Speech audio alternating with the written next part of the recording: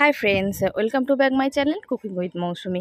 আজকে আমি রসে ভরা পেঁপে অথবা তোমরা বলতে পারো পেঁপের চাটনি, এই রেসিপিটা তোমাদের সঙ্গে আমি শেয়ার করব। তো এই রেসিপিটা করতে কি লাগছে দেখে নিচ্ছি। প্রথমে আমি পেঁপেটাকে এরকমভাবে গ্রেট করে নিয়েছি, খুব মিহি করে গ্রেট করে নিতে হবে। এরপর কড়াইয়ের মধ্যে আমি অল্প করে সর্ষের তেল দিয়ে দেবো।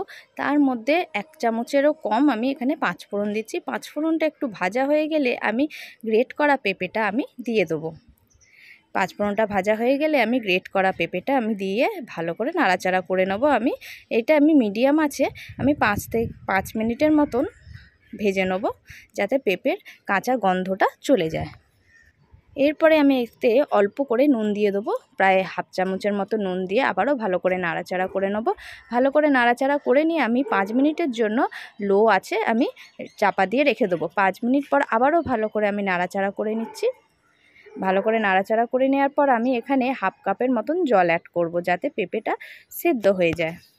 আবারও আমি 5 মিনিটের জন্য চাপা দিয়ে রেখেছিলাম। তারপরে দেখুন পেঁপেটা অনেকটা সেদ্ধ হয়ে গেছে। এরপর আমি আর চাপা দেবো না, এটাকে আমি ভালোভাবে নাড়াচাড়া করে নিয়ে আমি এখানে 1 থেকে 1.5 কাপের মতন আমি চিনি এখানে ব্যবহার করব। এতে চিনিটা একটু বেশি লাগে, যেহেতু এটা রসে ভরা পেঁপে তাই চিনিটা এতে একটু বেশি লাগছে।